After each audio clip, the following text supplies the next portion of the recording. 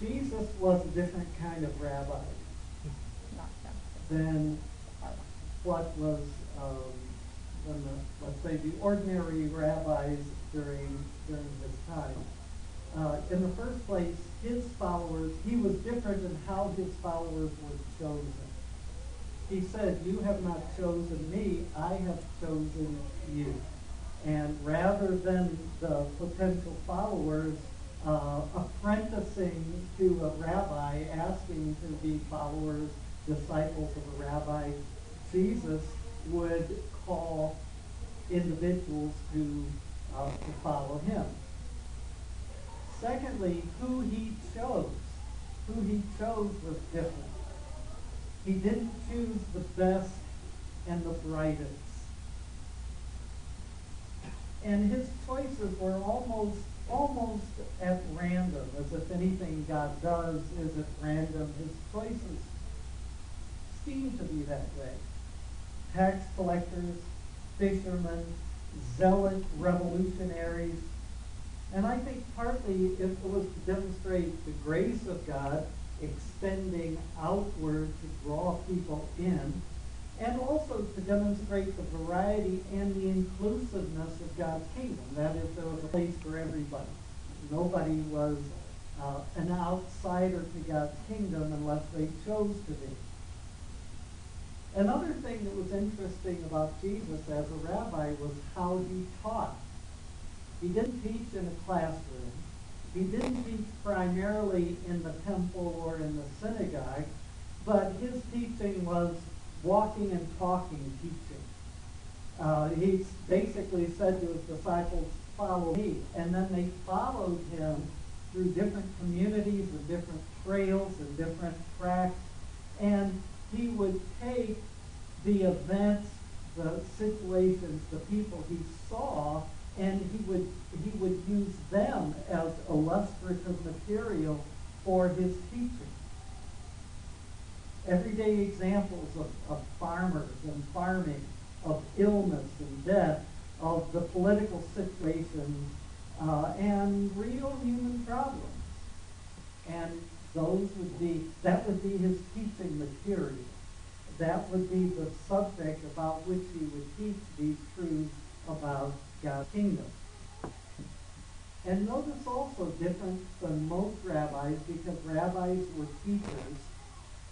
Jesus did not say, "Learn from me." Jesus said, "Follow me." He didn't even say, "Believe in me." He said, "Follow me." He didn't say, "Obey what I teach." He said, "Go where I go." I quoted Dr. Leonard Sweet several times recently. This is a quote from one of his latest books. Most Christians use the words belief and faith interchangeably, but to admit believe falls far short of to commit. That's faith. To become a Christian is not to adopt a belief system. To become a Christian is to experience a transformation into the image of Christ by the power of the Holy Spirit. Admitting is useless without committing. So he had a higher standard than most rabbis, than any other rabbi, as a matter of fact. His contract with his followers included persecution and oppression and suffering and death, not as ends in themselves, but as part of the refining and purifying process that makes us more like the one we are following. So our following is not to know what he teaches, but our following is to become like him. And to be an authentic follower of Jesus is not about status or position or titles, but about kingdom values of humaneness, compassion, servanthood, love. tonight I want to talk about 100%ers, and what I want to focus on is giving, or the word that's used in the Bible, tithe. And I've been doing this long enough to know that people get weird when you talk about giving in church. It's like, Pastor, that's awfully personal. You talk about giving, you talk about finances. That's too personal. But nothing is too personal for our walk with God. Our work life isn't too personal. Our home life isn't too personal. Our sex life isn't too personal. Nothing is too personal, because it's all about this person as I relate to that person, and because of him and through him, how I relate to those persons. So it's all personal. It's all relational. So I want us to think about tithing, because remember, the Pharisees said, I tithe. That's something I do, Lord. Aren't you impressed by the fact that I give 10%? And that's what tithe means. It's a tenth. It's 10% of my income that I tithe to God's work. And if you look in a concordance, or you look at crosswalk.com and you write in tithe, it'll refer to tithe specifically 13 times, 11 of which are in the Old Testament. There are a couple in the New. If you look up tenth, you'll see more. So the idea is there, but you see it more commonly in the Old Covenant, in the Old Testament, in the Hebrew Bible, than in the New Testament. But let's look at that idea of tithe for a minute, because if you're going to tithe, let's say you make $50,000 a year, a tenth of that is $5,000 or $100 a week. Tell you the 2 weeks off, so you don't give anything. Okay? And so that's simple, If you want to figure out how much of is a tithe of my income, you move the decimal point over one space. That's a tenth. That's a tithe. Okay? And I hear people fuss about, well, are you supposed to tithe out of your gross income or out of your net income? And so that's wrong. Don't even ask that question, because you don't want to go down that road. It's just not, it's like you're looking for an out, because the tithe is of the first fruits, not after the government takes its bite and what you have left you tithe from. You tithe from your first fruits. That's the idea. That's the concept of the tithe. It's a tenth of your income. That's a tithe. A tenth. The idea, the concept of the tithe has several things going for it. Number one, it's simple. The simplicity of it. 10%, 1/10. That's not hard to figure out. I'm not good at math. I can figure out 10%. So there's a simplicity in the idea of tithe. Secondly, there's a discipline to tithing. If you tithe, it takes some discipline to do it. There's a regularity about it. You do it, and you do it consistently. Most people who tithe on a regular, consistent basis. They don't wait to the end of the year and write one big check. The tithe is simple, it's disciplined, it's consistent. But we also know if you're going to tithe, or if I'm going to tithe, there's a sacrificial quality to it, isn't it? That if I give 10% to God's kingdom, at least according to, we'll call it worldly math, I have 10% less to live on. And I call that worldly math because God has a way of increasing what we have after we give to Him. And it's a special God kind of math thing that I'll tell you a bit more about in a minute. But finally, in addition to these, there's a trusting element to tithing. And that is, well, how am I going to do it? I don't know how I'm going to do it. But if I write this check for this much, I'm going to trust God to provide for me. And here's one of the wonderful verses, one of the wonderful references about giving. It doesn't specifically mention tithe. It's giving from Luke 6:38. Give, and it will be given to you. A good measure, pressed down, shaken together, and running over, will be poured into your lap. For with the measure you use, it will be measured to you. And do you get what that's saying? That is, our generosity opens the door for God's generosity toward us. And so, in that sense, to tithe, to give generously, is not sacrificial at all. Really, it's me opening myself up to the generosity of God to pour into my life. Now, one of the complaints I've heard among Christians for a long, long time is they say, well, I can look at my bills and my income, and I just can't afford to tithe. Can't do it. Well, some folks have suggested what's called a graduated tithe. And a graduated tithe means that, let's say, you looked at your bills, looked at your income, you've done the math, and you say, no, I just can't. There's just no way. I'd like to, but I can't. Well, then do this. Year one, give 2%, 5%.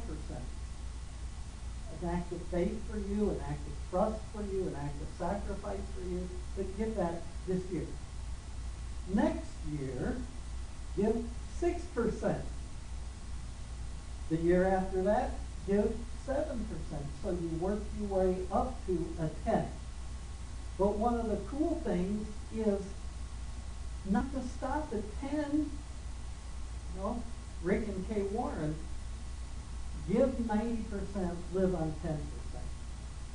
But you think, wow, Rick sells a lot of books, he speaks at conferences, he makes a lot of money. But Christian people, even millionaires, who tithe 90%, that's a ninth tithe. I don't know, what is that? Anyway, they give 90% and they live on the tithe. They don't start when they're millionaires. Do you hear what I'm saying? You don't wait to become generous. Say, well, boy, when I make $80,000 a year, then I'll tithe. Or then I'll give 20%. Or then I'll give 60%. If you take that perspective, Murphy's Law, Murphy's Law, if anything can go wrong, it will go wrong, and at the worst possible time. And if you're in technology, you know that Murphy has a computer and he messes things up. Have you heard of Parkinson's Law? There are two applications of Parkinson's Law. One is work expands to fill the amount of time allotted for it. And if you've ever worked on a project and had a deadline, you know that, if, like a wedding. Well, if you have a year to plan a wedding, it'll take you a year. If you have 3 months to plan the same wedding, it'll take you 3 months. It's Parkinson's Law. But the other application of Parkinson's Law is expenses rise to meet income. And so if you think, well, I'll give more when I make more. No, you have more expenses. The time to become generous is not when you have lots, I always picture, remember Scrooge McDuck, Uncle Scrooge? And what I remember is in the comic books when he had this silo full of money and he would sit on top of this huge pile of money. You don't become generous by waiting until you have this huge pile of money. You say, well, now I'll become generous. I can afford to be.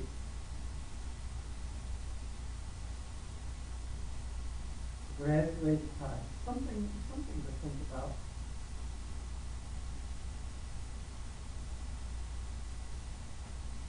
Oh, I'm not curious.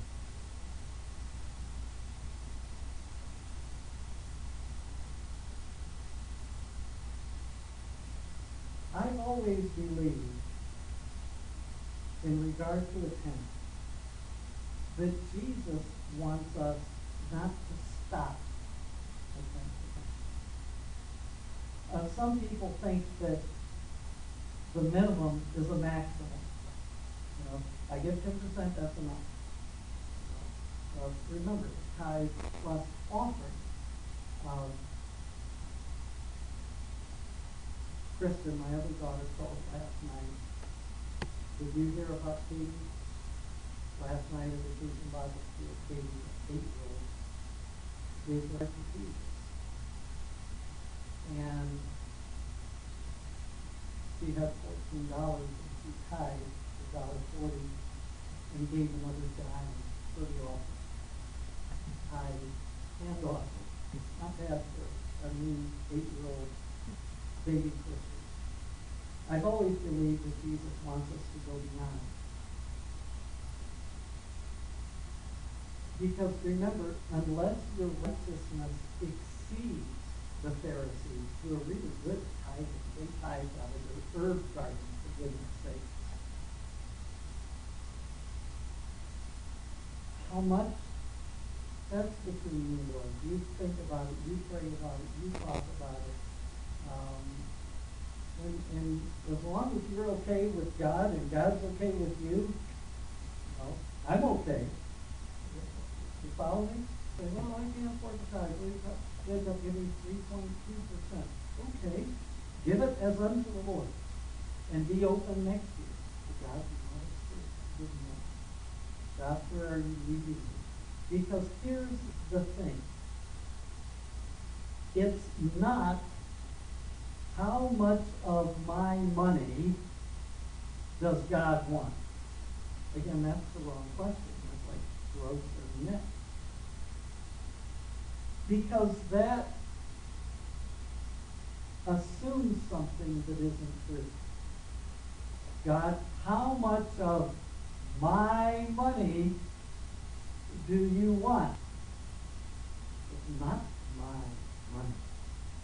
It's God's money that he has placed into my care. That's what we call stewardship. It's his money that I have temporary use of. What am I doing with his money?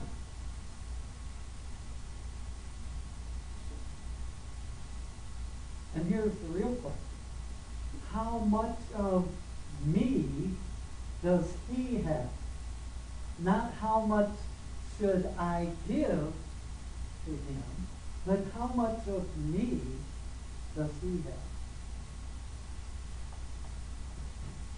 No servant can serve two masters. Either he will hate one and love the other, or he will be devoted to the one and despise the other. You cannot serve both God and money.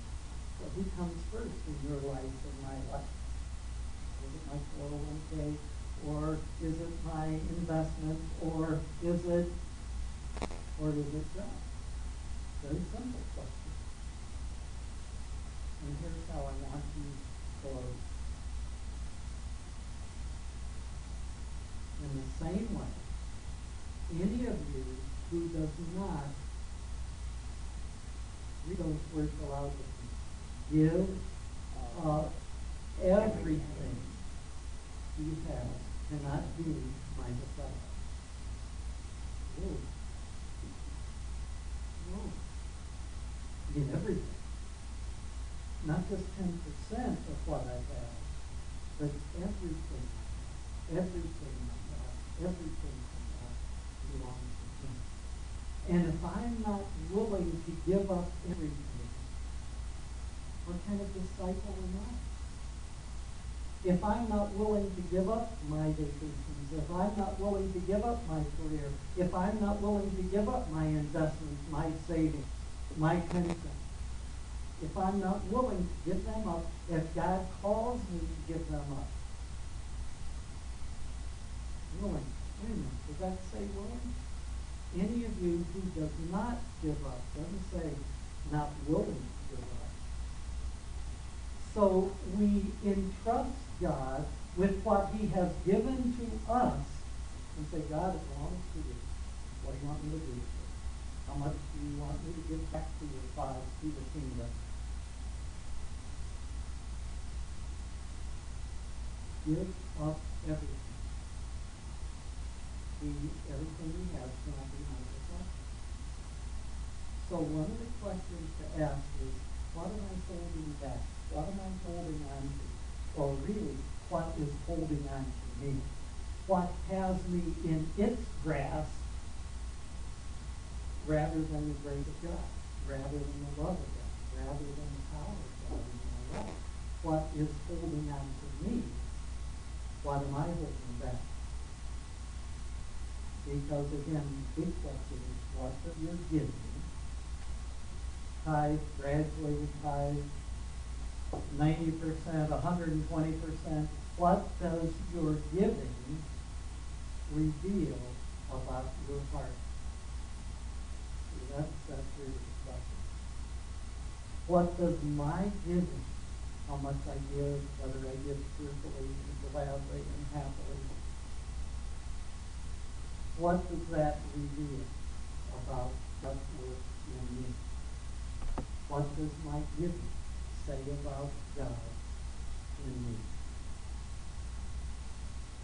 And I don't know the answer to the question for you. It's a developing, ongoing thing for me.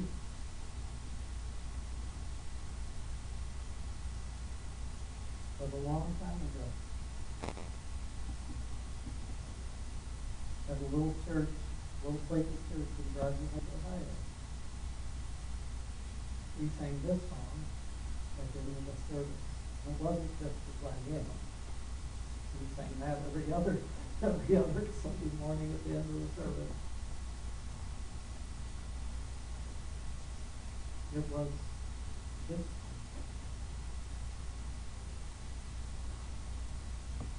I surrender all to Jesus, I surrender all to him I freely give. And so tonight, as we sing that together, I pray that we don't just sing it.